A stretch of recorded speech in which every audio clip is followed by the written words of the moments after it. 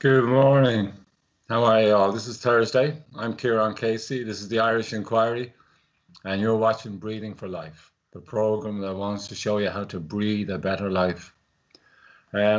Keeping up or following on from what we've been doing, I found another really nice quote online by an Antoinette Foy. I mean, there could well be an Irish connection there.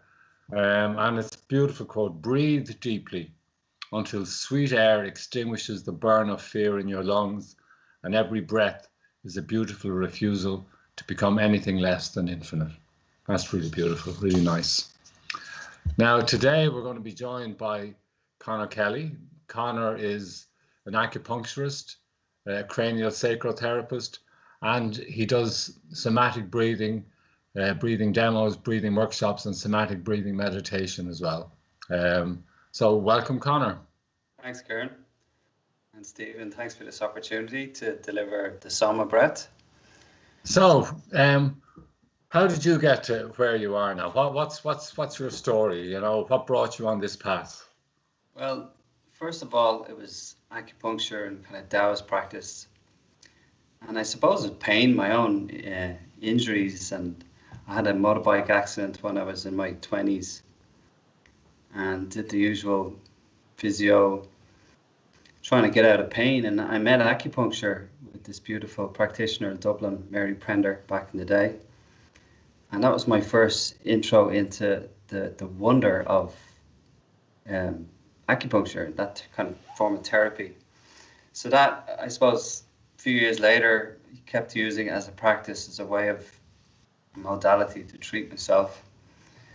And it started me on the journey, you know. I was kind of figured out this is an amazing system, and it worked. It really truly worked. So I ended up studying it, and that opened many doors within the Chinese medicine, Tai Chi, Qigong, studied herbal medicine, and then I came across cranial sacral therapy, another amazing, phenomenal way of meeting trauma, way of meeting a client, maybe a way of meeting yourself in a form of practice, therapy. And I found it a very spiritual, centering practice for myself. And that led me into different avenues of meditation. So I got into a somatic form of meditation, the Soma. We've heard that word a lot. So again, that was my first intro into the breath, because through those practices of breathing into areas of my body, areas of waking up, maybe pain, unconscious holding in patterns in my body, I really got inspired into breathwork, and it's been such a buzzword in recent times, and it's great you guys are doing this. So I came across Niraj. He's the creator of Soma Breath, and I loved his way of explaining breathwork, like the pioneers that you had on, Patrick, and you know, we have the James Nestors, and you know, so many awareness Wim Hofs of breathwork. So I loved how he delivered it through music, because again, it was quite meditative. I love to dance. I love music. I love embodiment, this kind of expression of dance. And that kind of formulated in with the breathwork. And it's a pretty cool system. It's rhythmical breaths. We'll go into it with the practice, but it's a kind of a rhythmical with music, creating this coherence in our rhythms, because in cranial work as well, we're just rhythms. We're rhythms in our circuitry system, our nervous system. So the breath allows us to tap into this, our autonomic nervous system, so we can regulate. Regulate is a really good word. So that Was really this, sorry to cut across you there, was this developed by an Indian man? Well, he's of Indian origin, Niraj. Yeah, he's Okay. he was a pharmacist originally, and he's using the ancient pranayama techniques. It's nothing new. He just formulated it with modern modern science of body-based therapies using neuroplasticity, intermittent hypoxia, and like for me it was explained so well that I was like, I can get that. Like we were talking earlier, it was like it landed at the right time. It was like, wow, it really fits into my Chinese medicine modalities with the centers, the energy centers, and my meditation practice. So yeah, he's an Indian guy, and he's a bit of a cosmic DJ because he uses the music a lot, and then all the science is backed up behind it. So yeah, it's an amazing system. I'm really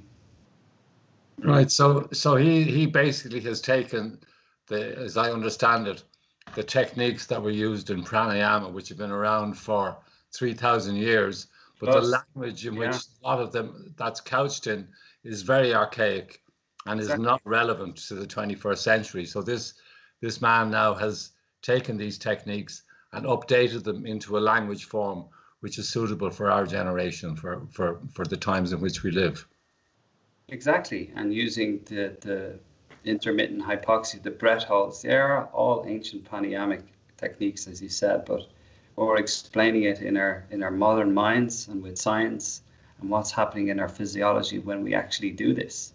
They're ancient, the Vedics and the yogics understood this somatically, but now our minds, our kind of modern understanding of our body is starting, he explained it so well of what's actually happening when we breathe, and how we regulate.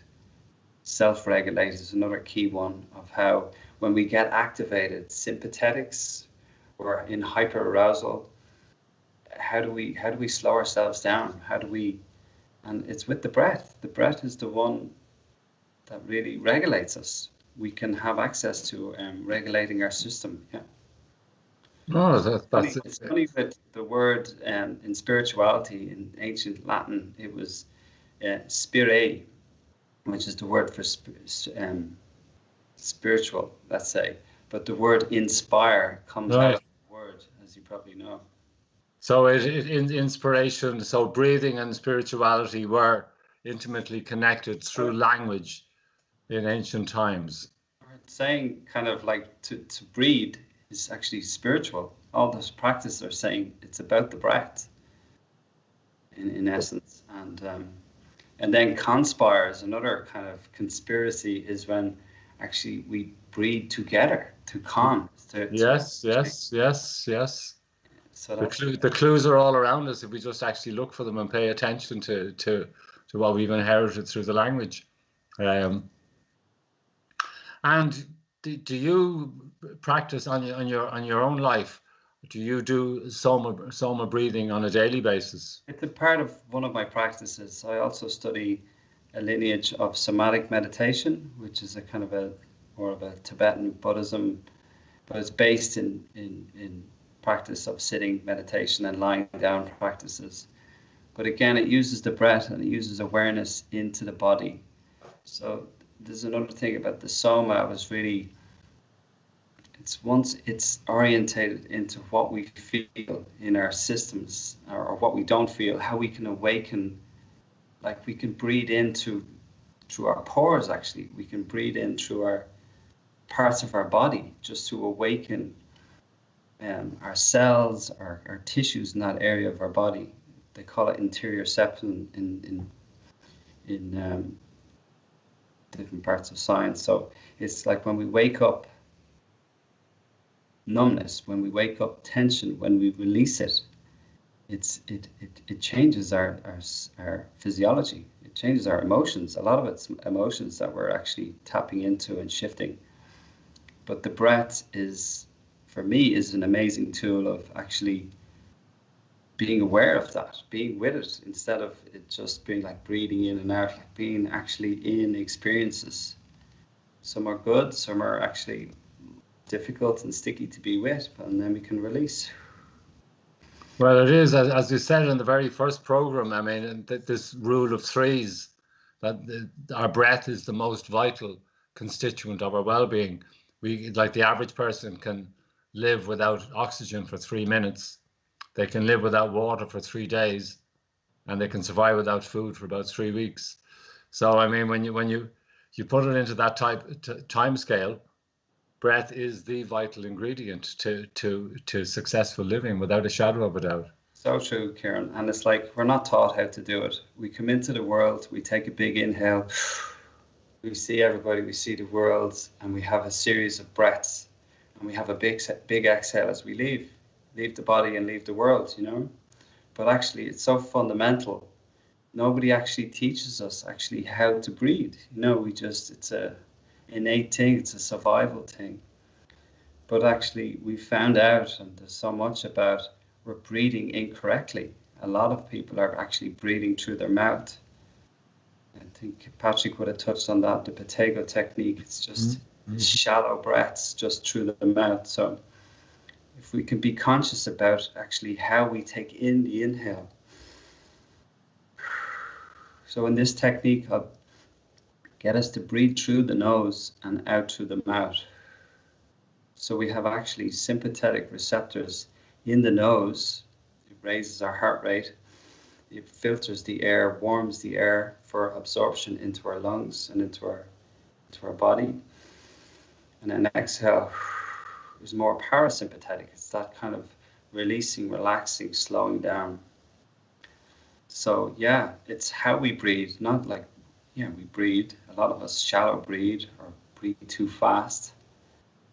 A question that's actually been recurring in my mind since I've been working with Breathing for Life, because I've been into holistic medicines and holistic treatments since the early 70s, and the whole idea, like you discovered holistic medicine through acupuncture after your motorbike accident, and the whole philosophy behind that is that you treat the entire person.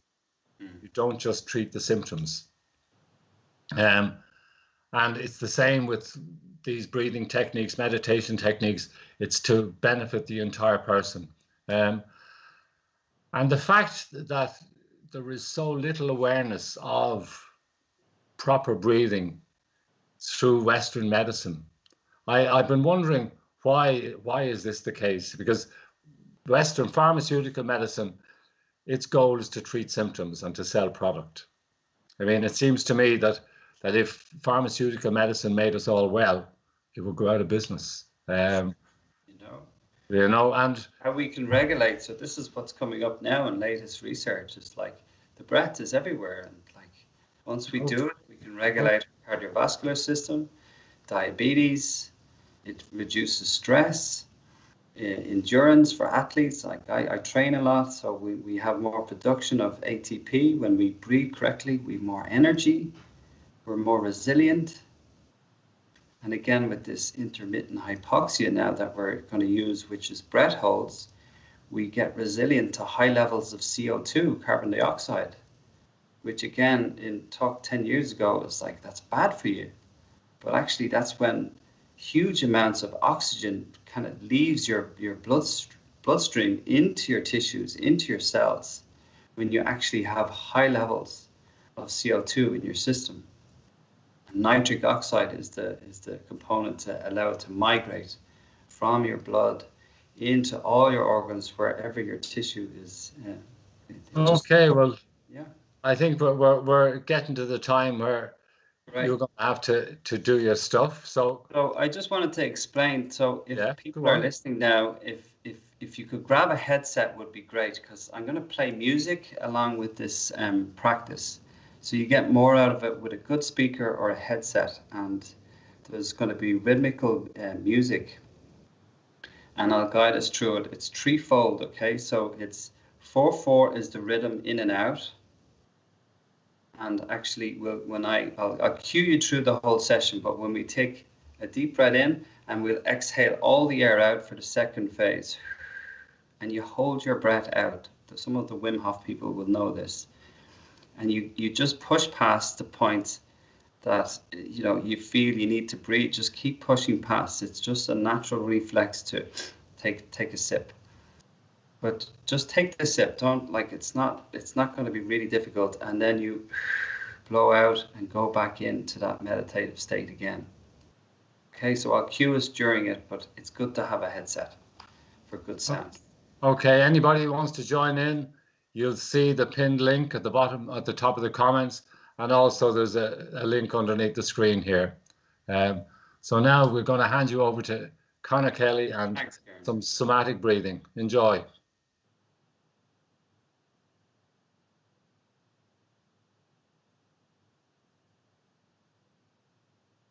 Right.